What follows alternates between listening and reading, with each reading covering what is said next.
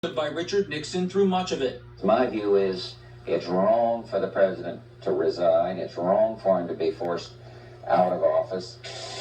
Then, in August 1974, a smoking gun. Good evening. The Republican Party today gave up on Richard Nixon. Newly released White House tapes showed the president had obstructed justice. Each understand that they, in Congress, have a role to hold the executive branch in check. We had a good, thorough discussion. And so the thing that really stood out to me in going back and looking at this story 50 years later is the way that the Republicans in Congress acted as members of the legislative branch first and only second as Republicans. Watergate would come to upend not just Americans' trust in government, but Washington itself. You say Watergate turned Washington mean.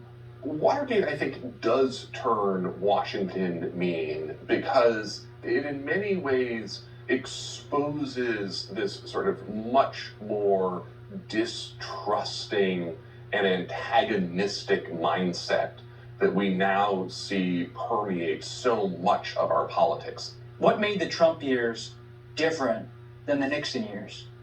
Two things. Fox News and members of Congress who acted as Republicans first and members of Congress second. That's it. That's it.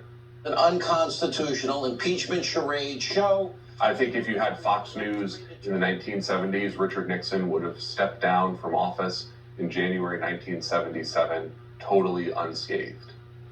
There were a few Republicans who stood up to Trump after January 6th, but that was a short list. It's a short list, and it's gotten shorter ever since. The so-called Troopergate inquiry. We are still living with Watergate. Deflategate.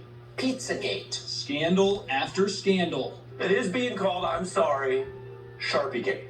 But Garrett Graff insists that ultimately Watergate is a tale of checks and balances, and of how the American system can endure. I think at the end of the day, Watergate is a weirdly hopeful story because it shows what it takes to protect American democracy. It takes a while, and it's not necessarily an easy process to get there. But the system in Watergate worked.